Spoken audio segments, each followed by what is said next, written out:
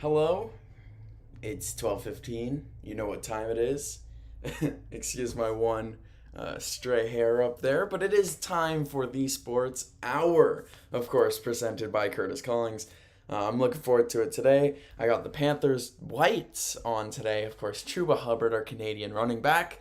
We love the Canadians. We'll be talking about the Carolina Panthers, aka the Canthers, training camp later on today. But to start, we're going to be talking about the Blue Jays because, oh my goodness, there we go, got it. We'll be talking about the Blue Jays because I am so happy with how that game yesterday went. Um, Big surprise, too. I was not expecting it to go the way it was, the way it did go. So we'll get right into that as I kick stuff around. So, getting into it, first things foremost, the Blue Jays won 2-1 over the Chicago Cubs. We take the series 2-3 over the Cubs as well, and that's huge that we just keep up our winning ways. Before we get into the actual game, looking around at the rest of the MLB, the Yankees didn't play and the Red Sox didn't play. So this was kind of a must-win day if we wanted to, take a jump in the standings. Um, we were kind of the only team yesterday that played that I really cared about so much. I mean, the Tigers played, but they're in the Central, so that really doesn't matter at the end of the day. We're really hunting for that American League East lead, and yesterday was a great day to take a lead, and take a lead we did. Looking at these standings, before we jump into anything else, we are now 71 and 51, 20 games above 500, which is unreal to me. We've been 6-4 in our last 10, which is good. Of course, we've seen it be better, but I'll always take that. And we're such a good team at home.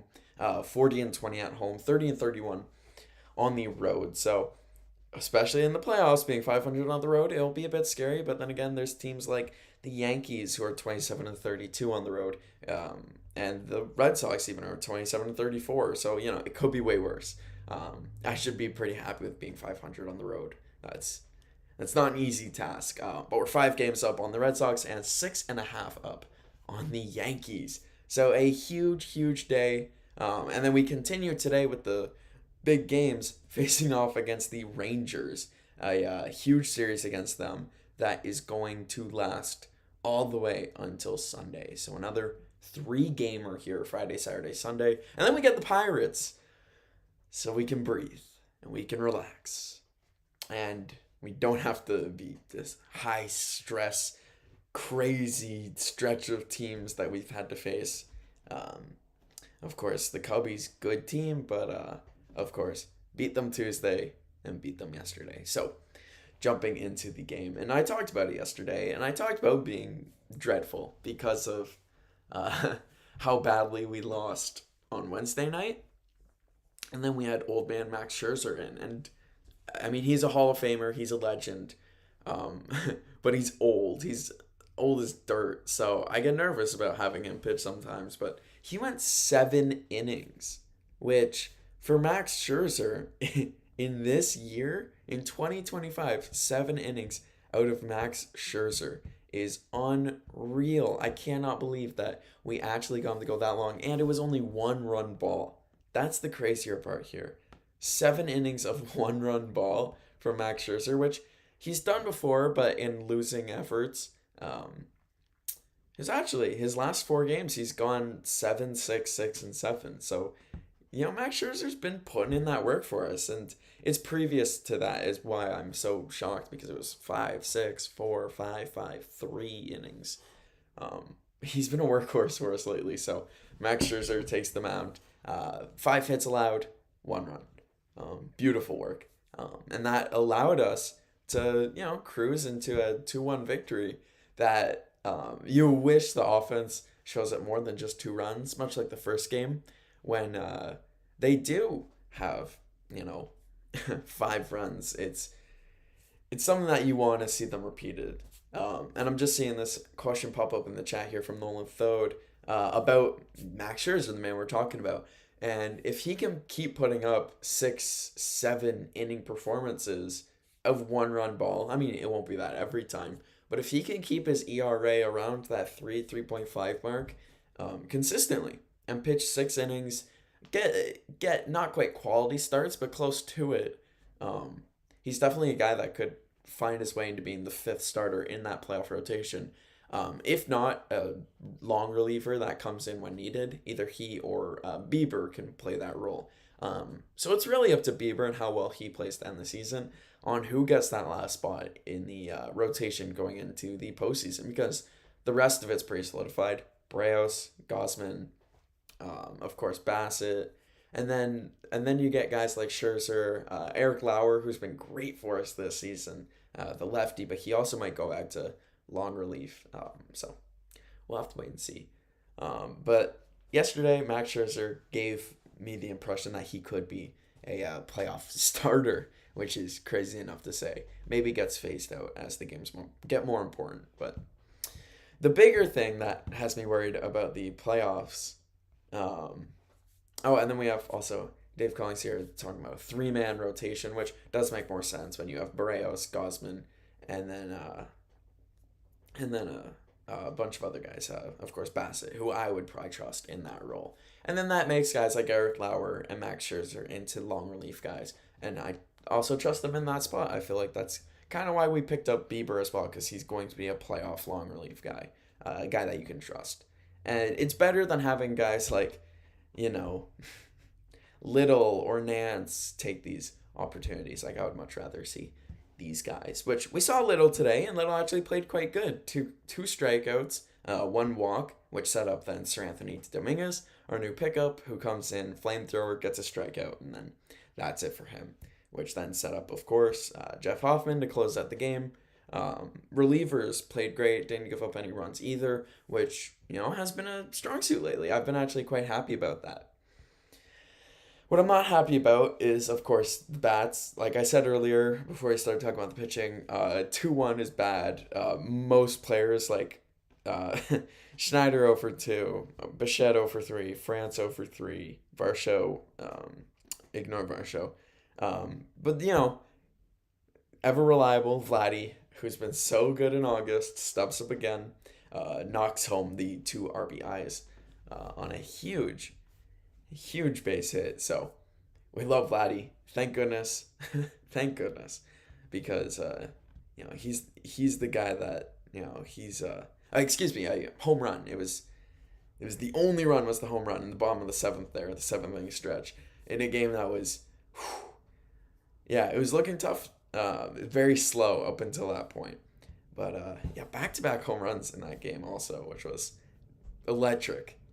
Shout out to Vladdy for making a 2-run run instead of theirs, which was a 1-run blast. And so, looking forward to today's game, which is going to be, again, 7:07 p.m., so more of that primetime late night game, and this is, of course, against the Texas Rangers. Starting this game, talked about before, the third man I would have in the 3-man rotation for the playoffs, Chris Bassett, who coming into this game with an 11-6 record, a 4.17 ERA, and 128 strikeouts on the season. Of course, this is facing off against Jacob deGrom. So it's going to be an interesting day for the Blue Jay bats and how they perform. I just talked about being underwhelmed, and now we're facing off against one of the best pitchers I've ever seen in my life. But the win train hopefully don't stop rolling. The Rangers are 61-61, so they also have some issues going on in their side of the field. So it could really go either way here.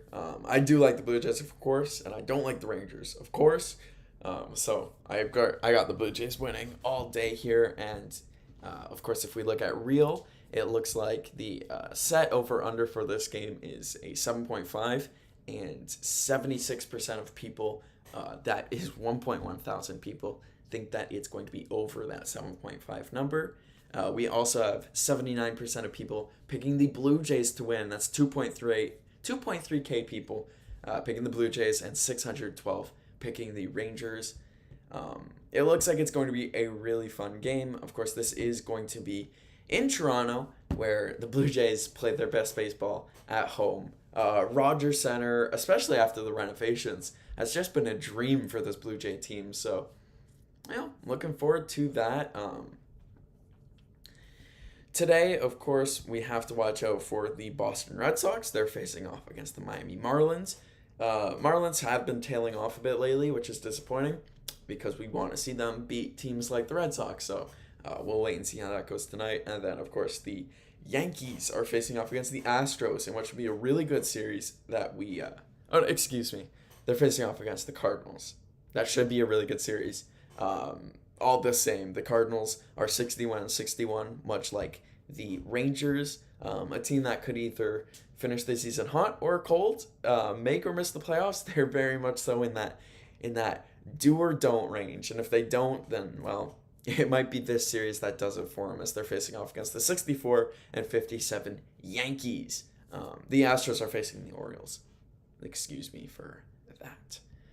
So, we want to see those teams lose, of course. Boo! Boo the Yankees and boo the Red Sox. We got to keep to these winning ways. I'm really looking forward to the playoffs. If the season were to end right now, I don't know who we would play. I'm not that smart. But we would have the 1 seed overall in the American League, which that's pretty cool. Thoughts about the Blue Jays is, closing thoughts is just Barger, heat up again. You're so much fun to watch when you are the hottest hitter on the team. It's been Vladdy lately, which I'm plenty happy about, but wow, I miss when Barger was getting RBIs every single game.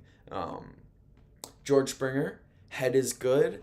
He's getting ready to, play baseball again. I heard that he was doing a rehab stint in Buffalo with the Bisons, but it's going to be a short one. He should be back with the Blue Jays really soon.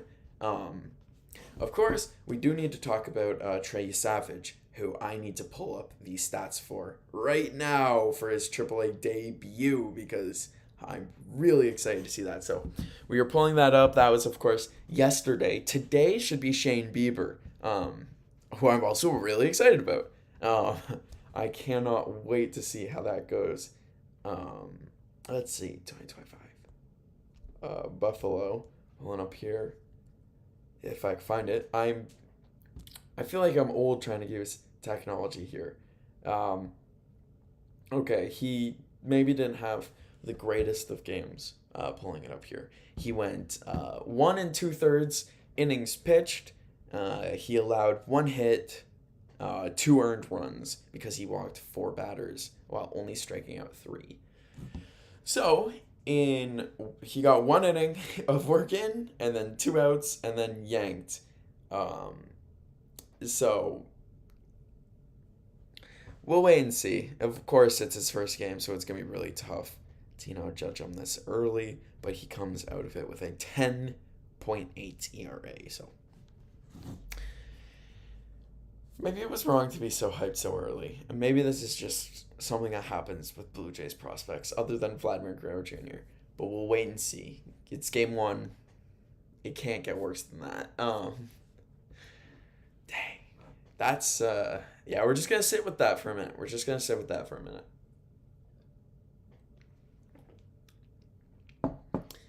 Macho Man Trey Savage, we will still be rooting for you. And your next start, we'll hope, goes a lot better than that one. So, yeah. And then, of course, I'm pretty sure it's going to be Shane Bieber today. I'm going to pull that up right now, because that's going to be a very exciting one to keep our eye on, because that's our man that we acquired, a former Cy Young candidate guy. If only they made it easy for me to find. Starting lineup. Oh no! Oh my goodness! No, I saw a picture of Alek Manoah and I got excited because I thought, oh, Alek Manoah, he's getting a start. Because I want him back. I miss Alek Manoah quite a lot. All right, I can't find it. I'll assume, because I remember Dave Collings, my dad, saying that he was going to be starting today. So we'll take his word for it. It was either today or yesterday, one of the two. But we're going to hope he also pitches well so he shows us some signs for what he can bring come playoff time. Because that's really what all this is amounting to, is the playoffs and how important that is, which is everything. I would love to see this Jays team, get it done. You can just put that down. For your dad, I think. Yeah, just leave it. It's all good. Okay.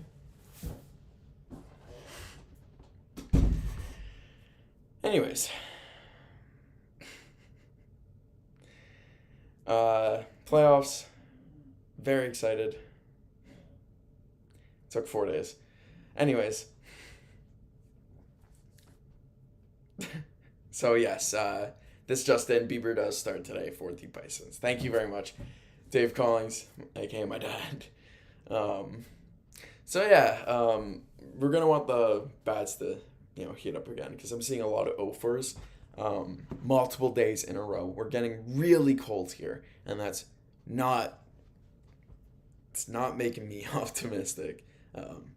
Guys that went over yesterday. David Schneider, who, shout out to him, made a beautiful diving catch. Absolutely beautiful diving catch. But went 0 for 2. Ernie Collent 0 for 2. Bo Bichette 0 for 3. Ty France 0 for 3. Miles Straw 0 for 3. Joey Luperfido 0 for 2. And then Kirk got a pinch hit. He went 0 for 1. So, and then the guys that are hitting are going like 1 for 3 and 1 for 4. We're not getting...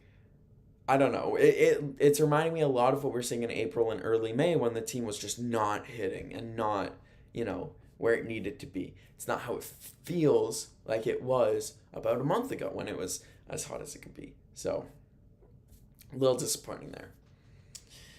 So that's all I really have for the Blue Jays. We wish them luck against the Rangers. Actually, I'll talk about them a little more, because we'll get into, I'm sure that we have the starters for the rest of the Rangers series. So, of course, it's DeGrom today, who worries me, of course. And then it looks like it's going to be Patrick Corbin, who is pitching a 4 ERA, a 97K. This guy's been up and down forever. I think the Blue Jays can absolutely jump on him Saturday. That's going to be at 3:07 p.m. I'm really looking forward to that one. And then, of course, on Sunday, that's going to be 1:37 p.m. and we're facing Nathan Eovaldi, who is 10-3 with a 1.71 ERA. He's been so good this year. He got injured semi-recently, so we'll see if he still has it. But early in the year, he was in the Cy Young talks. I mean, he was so good for this Rangers team. He was keeping them afloat, winning almost every single start he had, and on my fantasy team. So, of course, I like him. But we'll see what he does. The former Red Sox pitcher, that's going to be Sunday. And then we get the Pirates, who I'm going to assume we're facing off against Paul Skeens. So that's going to be must watch. But we'll get into that when we get into that. Of course, we'll be back Monday for that, Monday through Friday, here for the Sports Hour. Okay. We went over that. We're excited about this series. I think we could take at least 2 games. But we're facing off against 2 really good pitchers. So maybe we only take 1 game. And if we do, and it's only the game against Patrick Corbin, c'est la vie. It's still 1 game. I cannot live with us getting swept. I really want us to sweep them. But I'm sure Rangers fans would say the opposite. Okay. So. This is where I lose. Sorry, Austin. We're talking about the Panthers. This is where I might lose, yeah. But I gotta, because training camp today was joint practice between the Carolina Panthers and the Houston Texans. We were in Texas for the practice, which is great, It's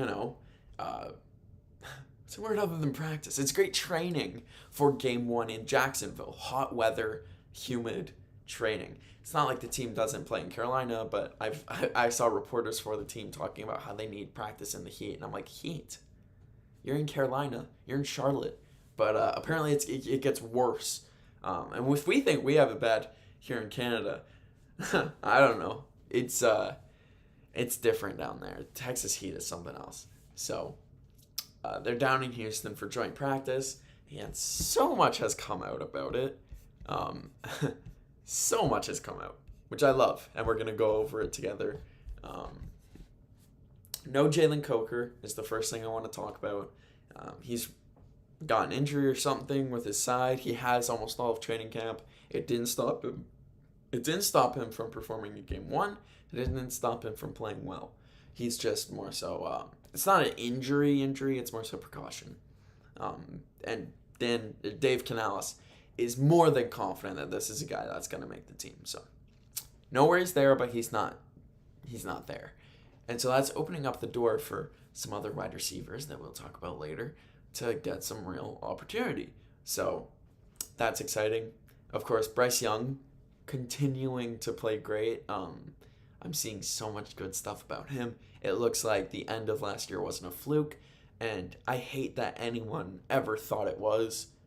If you know me and you listen to me talk or text, then you know I've never once thought that that was a fluke from Bryce Young. I thought that was the norm, and I thought this guy's going to be elite.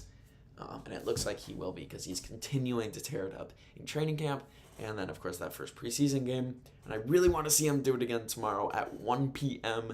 As we take on the Texans. So, I do know he threw a pick six.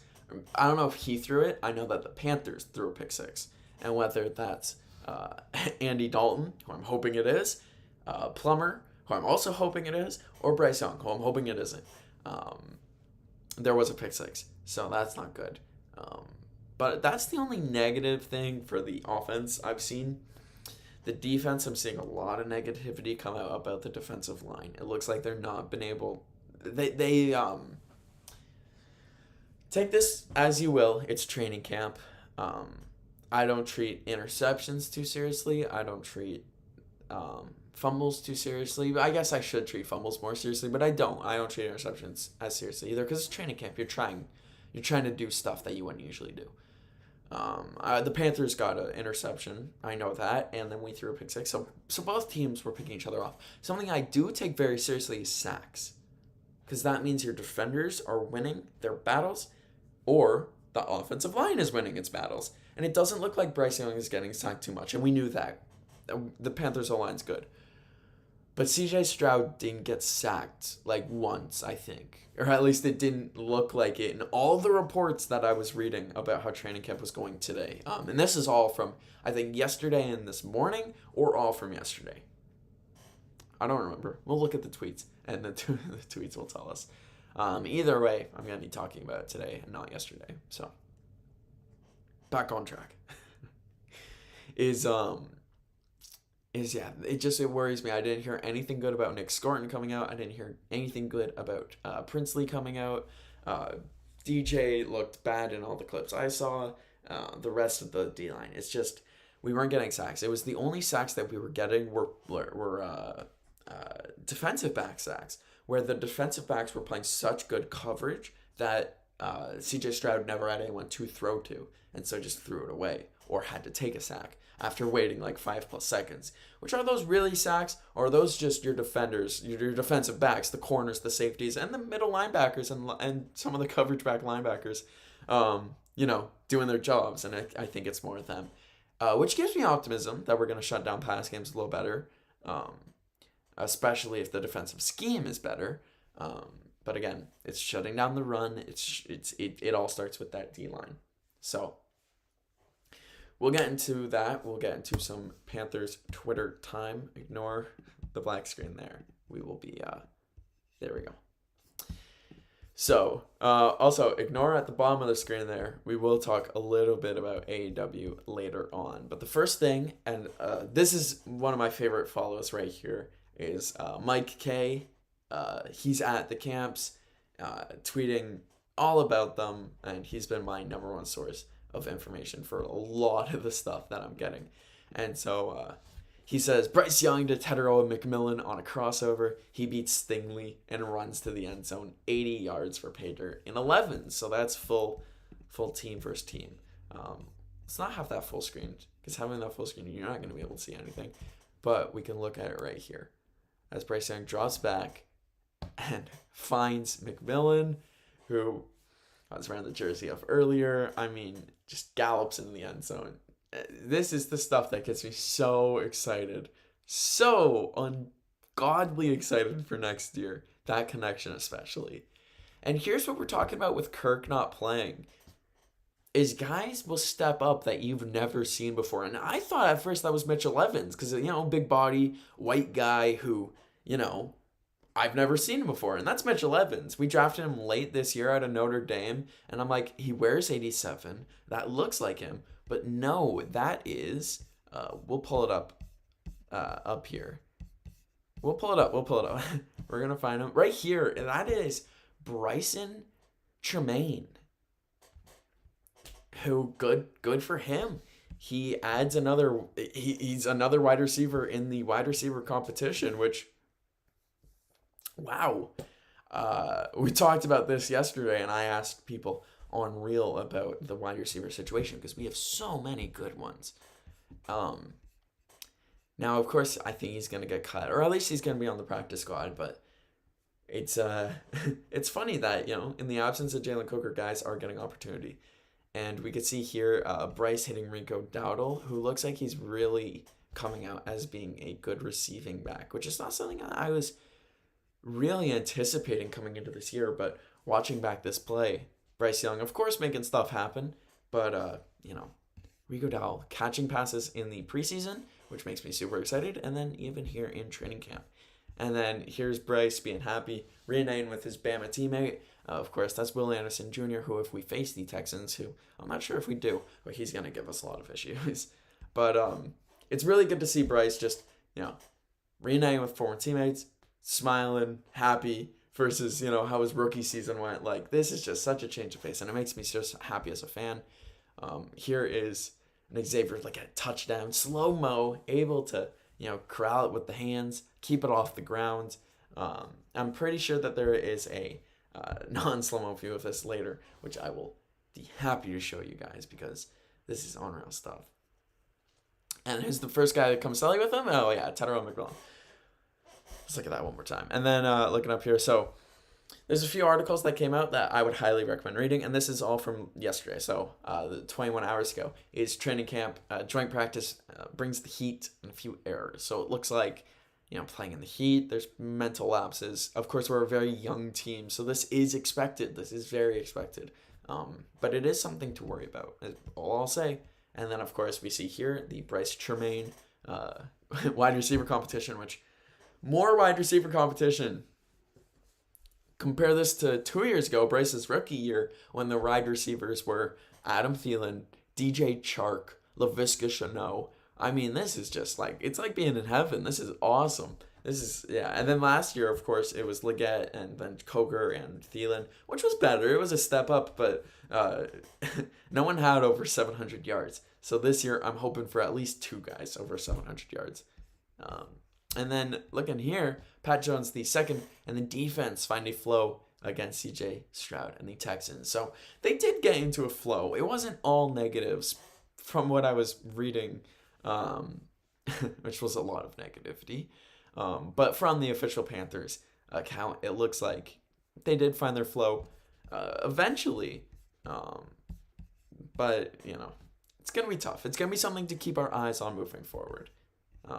And then Bryce and CJ Stroud have been friends for a very long time. And when CJ Stroud was playing really good as a rookie, it was really tough. But he always backed up Bryce Young. He was always in his camp. So he's a guy that us Panthers fans, we should have respect for him. Of course, there's always going to be that competition. He was drafted one pick after Bryce. And it makes me mad that he's played better than Bryce. It does. Because I want Bryce to be, the number one pick, the best player in that class, just as a fan. But we'll see, because they like each other quite a bit. So it's a brotherhood, friendly rivalry. But hopefully, this will be the best quarterback in the AFC versus the best quarterback in the NFC for years to come. How cool would that be? Looking up here is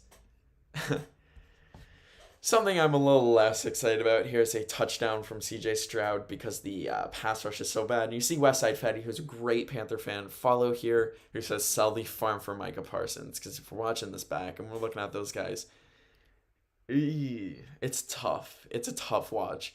Micah Parsons, would fix this team. I just don't want to. I don't want to give up like scoring, but hey, if that's what it takes, that's what it takes. Micah Parsons elevates us to a very serious contender. Not in top five, but in there, legitimately, and that's the ability of one guy. He would fix so many issues.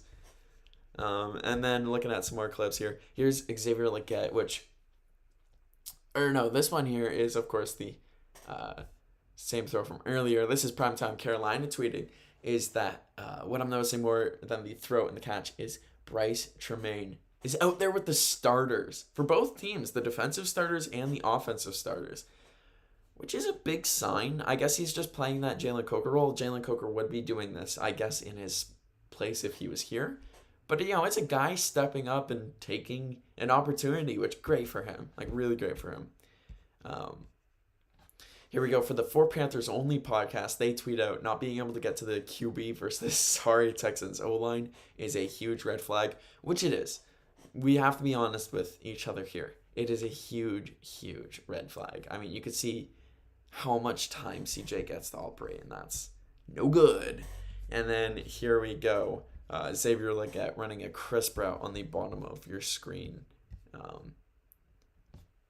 And watch when this ball gets thrown as he fakes that outside route and then goes up into the end zone, makes the grab, and holds on to it. I'm pretty sure this was what was slow-moed earlier. But what I really want to point out is look at where that ball is in his route. You can see Bryce dropping back here, and then the ball is thrown now.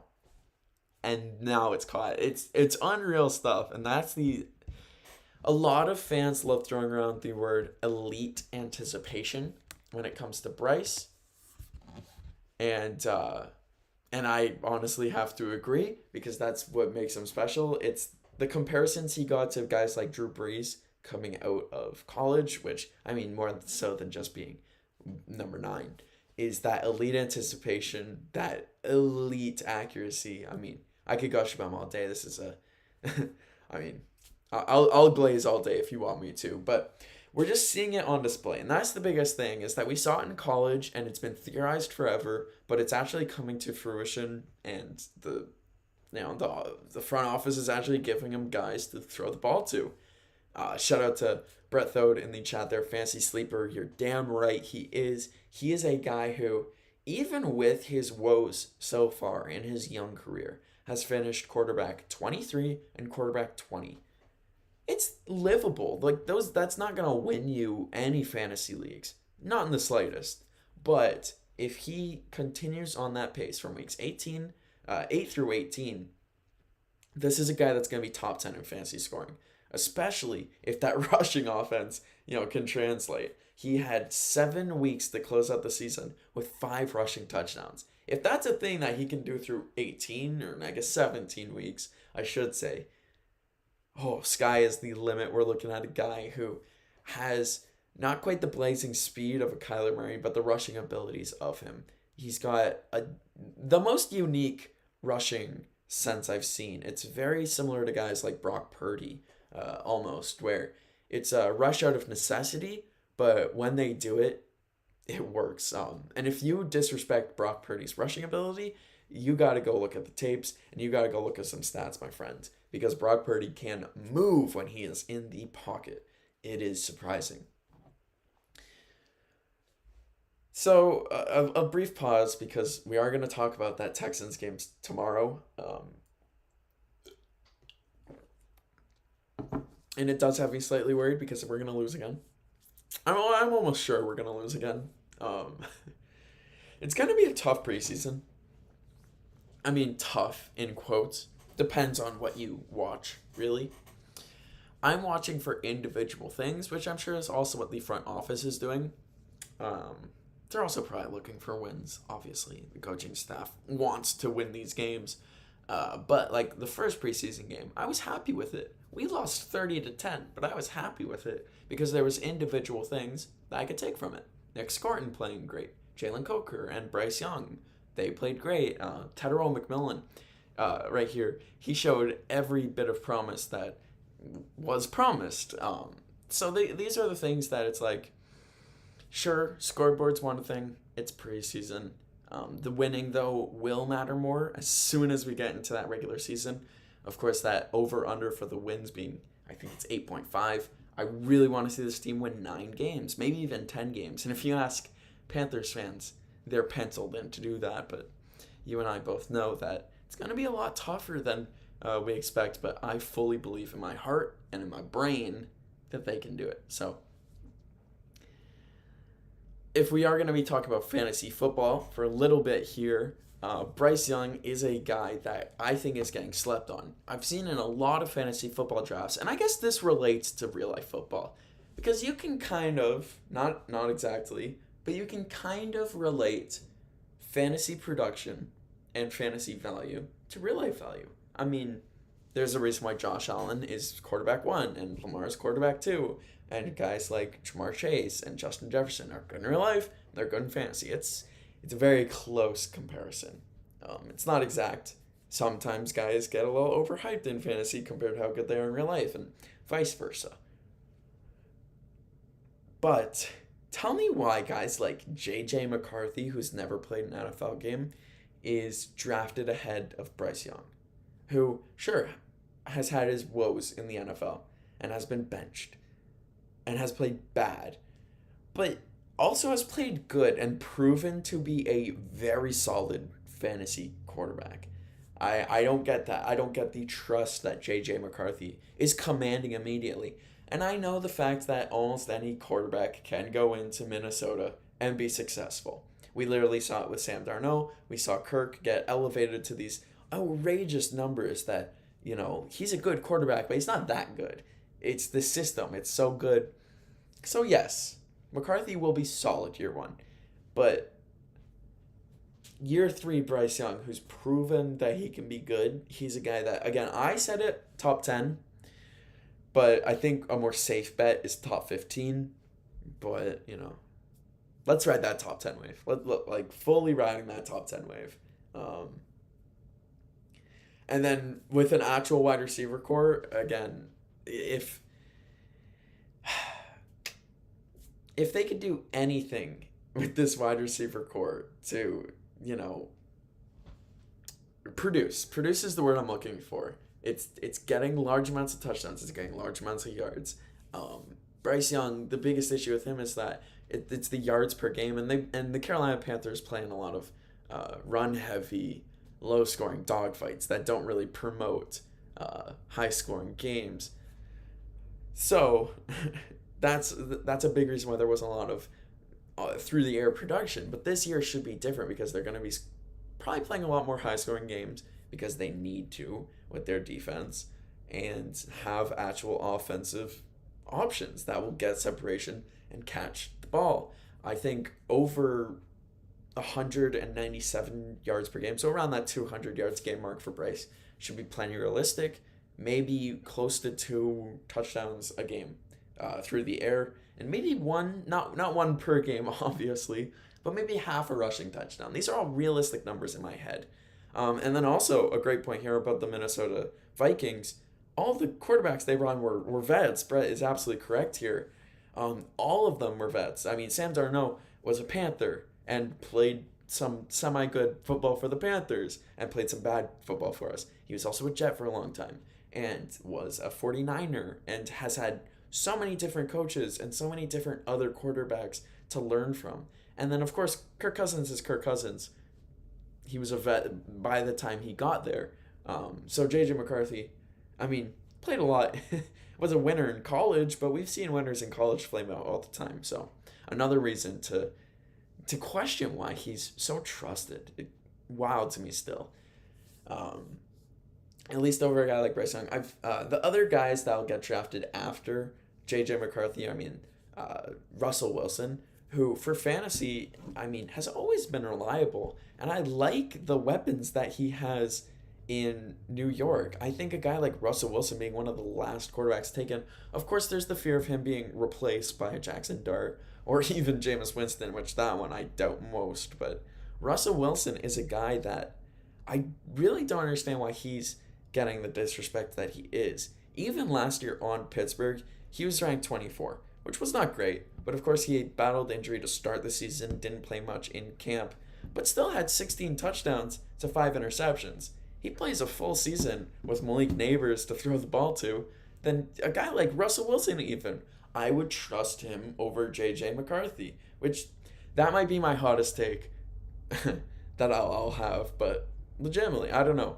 When J.J. McCarthy finishes quarterback like 13 or 15, then I'm going to look dumb. But legitimately, I don't know. This trust that he has already wild to me. And that's the be all and end all for my J.J. McCarthy takes. So, guy I don't trust. And now I guess this isn't necessarily going to be Panthers talk, but we'll talk about fantasy football for a bit. And some guys that if you are drafting, not that I'm an expert, but who I would draft if you have the 101, Jamar Chase. All right, that's all for my fantasy talk. I don't know. I don't have anything prepared really for fantasy other than these two guys. Tedero McMillan, I think, could be one of the biggest sleepers at wide receiver for where he is being drafted. I guess I'll still talk Panthers, even if it is fantasy. I've seen Tedero in the 50s to 60s range. I don't think I've ever seen him slip into the 70s. That would be impressive. I think I have seen him be drafted in the 40s before. Maybe that was me. But I've seen him in the late 40s, 50s, 60s. And I think that's a fair range, but I also think that the hype of a player like Marvin Harrison Jr. got coming out of the league last year and being a first and second round pick in fantasy football has completely soured people on the prospect of drafting a Tedero McMillan early. If everything goes right, and the connection between these two guys is as good as I think it's going to be, I fully see a universe where T-Mac, Nalo, Tedero McMillan has 1,000+ yards and 8+ touchdowns. That would put him most likely in the top 15, maybe 10 wide receivers in the league, even as a rookie.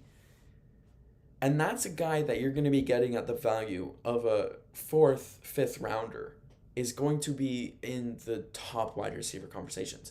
Of course, if everything goes right. He is a rookie. He's learning a new playbook. He's learning a new quarterback. But of course, from everything I've seen, and I'm just all in I'm all in for the Panthers. I mean, he's a guy that'll be up there. I think a Brian Thomas Jr. situation, of course, a guy that he could be compared to in his year one, where he's coming into a favorable situation, a young offense, and could go crazy. Just like Malik Neighbors as well last year, who had some unreal stats. It's the thing that gets me excited. Of course, everyone's going to say, well, he's going to the Panthers. And the Panthers' passing offense last year didn't have anyone over 700 yards. And that's the risk you take. But if you look at places like, I know on Sleeper, Tedero McMillan's projected to get 10. I know a guy like BTJ, Brian Thomas Jr., he's projected to get like 15 already in year 2. He's seen as one of those top dog wide receivers. I think especially if you're in redraft leagues, where you can get him in the if you're in a redraft league and you're drafting in the 60s, you jump all over Tedero. If you're in a keeper or a dynasty, then Tedero McMillan should be.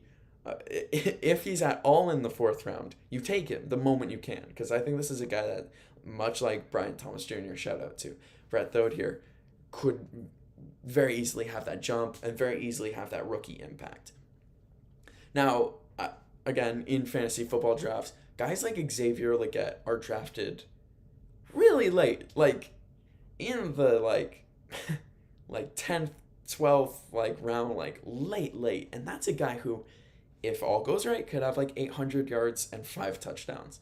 And for fantasy, that's a borderline flex guy, but at that position in the draft, that value, that's unreal. The problem with him is that he's going to be competing with Jalen Coker for touches, for opportunities, and Jalen Coker, watching him all last year, watching him in training camp, this is a guy that's going to steal opportunities. And then, of course, you still see Adam Thielen get drafted pretty highly. He's a guy that I would personally fade. I just think that slot weapon and the reliability that he came with last year is not as crucial to the team. He was huge for just giving the Panthers opportunities when it seems like it was dire and no one was gonna, give us a shot. This year, I feel like there's so many different guys that can step up and take that opportunity. The chat full. Now the chat, we're playing I Spy together. Sure, we'll look at Xavier Worthy. Now Xavier Worthy coming into this year, honestly, in fantasy, he finished as the wide receiver 33 last year with 638 yards and 6 touchdowns. I'm looking at Tedrock McMillan to come in this year and be almost double that. If he could be 1,200 yards and 12 touchdowns, I'd be laughing. No way he does that. And if he does, then I'll be happy to be wrong. But I even think that Tedrock McMillan in his rookie season, I want him to be on the level that I project a guy like Xavier Worthy on the Chiefs to be this year. 1,000 yards, around 8 touchdowns, if he's going to take that number one opportunity. Of course, I've seen Xavier Worthy get described as a gadget guy who's maybe not going to have the huge numbers like that, but is going to be important for this Chiefs offense. We'll have to wait and see for the season to start and what happens, of course, with Rashee Rice, who is going to be that wide receiver one. So that's the major question there.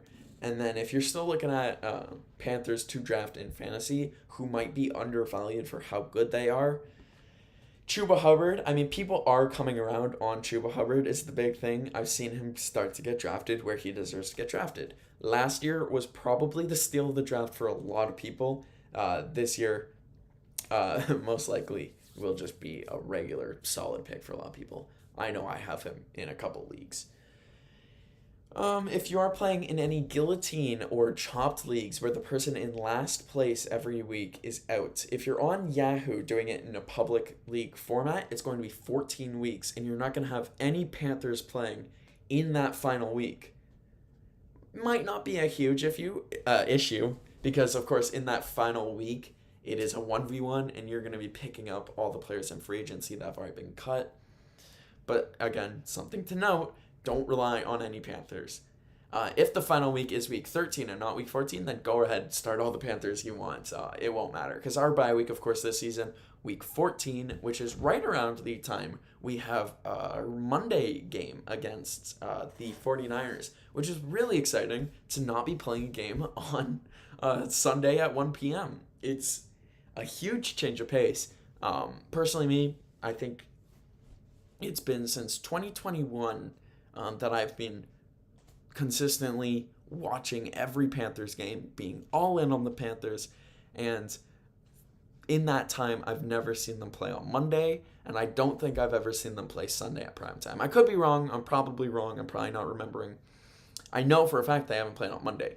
This is going to be, that's going to be so unique to me. And by that point in the season, it's going to be, I think it's week 13, so the 49ers are going to be healthy. You would hope. I hope for the Panthers fans that they are. So it should be a great game. If the 49ers aren't healthy, then there's a very good chance we win. If they are fully healthy, then it's going to be anyone's game. But that's where I see the Panthers this year.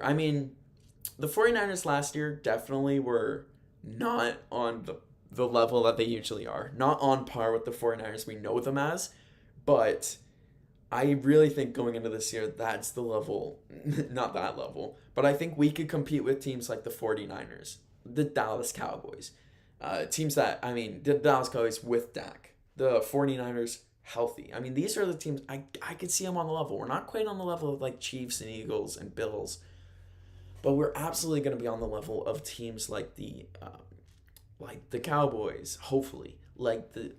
We should beat the Dolphins. I know we face the Dolphins. We should beat the Dolphins. I really hope we beat the Dolphins. Teams like the Patriots. Week 4 is the Patriots, I want to say. It's either week 4 or week 5. We should beat the Patriots. But again, these are teams that are going to be really good battles. Which again, in the past of me being a Panthers fan and watching this team, these would never have been discussions that we'd have. It would have been, on to next week and hope that we, have a miracle. So, really looking forward to a bunch of games. And I guess for the final 10 minutes here of our Sports Hour.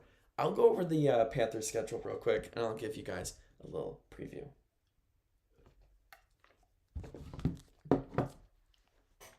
Now, of course, I could talk about this for an hour straight, but I won't, because that would be too much for today. But maybe a different day, maybe closer to the start of the regular season. So, week 1 is Jacksonville.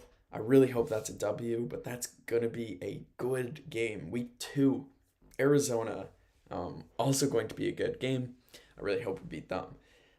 Week 3 is the home opener, so our first home game. We're on the road, and then at home versus Atlanta, who we dog walked to end the season. Dropped 44 on their head. I hope we beat them. And then it is week 4. We face the Patriots on the road, so we're going to Foxborough, so that's going to be a really tough game. Week 5 is when we get, of course, the Dolphins, who I talked about earlier, that I hope we can beat. And then right after them is Dallas, who, again, I hope we can beat. These are the teams that this season we should be better than. I pray.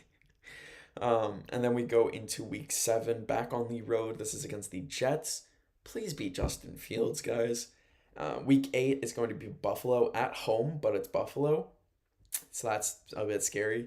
And then week 9 is Green Bay, and that's going to be such a toss-up. Because I like Green Bay, and I feel like they're a really good team that don't get the respect they deserve. And, I mean, I don't like Green Bay as a team, but I like the team that they got. I think they're really good. So that scares me. Week 10 is the Saints. Easy win. Shout out Austin. Easy win. And then we face them again later on. Easy win 2 times. Shout out to the Saints. After the first Saints game, that's week 10, we get Atlanta, our second Atlanta game for week 11. That one's on the road. And then week 12 is the San Francisco game, which is a Monday night ESPN game. Crazy to see. Makes me so happy that we're actually given a little bit of respect. A tiny little bit. After that, week 13 is against the Rams, which will be a very tough game. Then the bye week, week 14. And then afterwards, we get the Saints in week 15. That's the second easy dub. And then Tampa Bay, Seattle, Tampa Bay to end the season. As a Panthers fan, I look at that with a ton of optimism. And if I wasn't a Panthers fan, I would look at that schedule and think, that's going to be really fun. There's going to be a lot of really good games in there. And barn burners, I could see coming. Shootouts, I could see coming. And just like pure excitement. These games should be really good. There's not a lot of games in there that are like a Titans versus Colts game on a Thursday night. Like there's nothing like that. There's no boring 6-3 field goal fests. I don't see any of that in the Panthers' future. I think all these games are going to be so excellent. And so tomorrow, preseason predictions against the Texans. We're going to lose, but we're going to have some individual moments. Bryce Young probably going to play 1 or 2 drives or 0. I hope he still gets some run. I hope they keep him fresh and active, ready for the season. Maybe start the game with 1 or 2. A great question here from Dave Collings, which is, will you be doing a standings prediction show for the NFL? And I would absolutely love to. I think that could be a lot of fun. That would definitely take up a full hour. No doubt. Absolutely no doubt. So we'll see. I'll absolutely do it. That'll be a next week or maybe even closer to the season start activity. So Panthers, really excited for that. Houston Texans. So the big things I want to look for tomorrow, of course, I want Nick Scorton to keep going off. I want Princely to keep showing moments and flashes of why he's good. I want Trevor Etienne to get more opportunity out of the backfield. I feel like he didn't get enough of that in the first game, but of course it's first preseason. I want Jimmy Horn to get more targets and more opportunities in the open field. In the first preseason game, he only, I think, had 15 yards on 3 catches on, I think, 4 targets. If I remember correctly, I could be wrong, but it's something along those lines. And it didn't feel like they were using him quite how I would have hoped. They weren't really using him as that speed threat, or at least weren't targeting him downfields. Andy Dalton wasn't taking too many chances, it seemed like. So that's how I hoped. I just played more risky, honestly, because if we're going to lose, we're going to lose by a lot. We lost 30-10 the first game. let's go for it. Go risky, go big, go home. Go big or go home. And I would love to see them go big.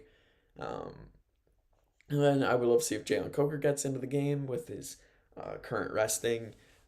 Hunter Renfroe, he didn't play in the first preseason game. I would love to see him get some action here, get some routes in, dice up some defenders, and prove to be, solidify yourself as the backup slot receiver on this team.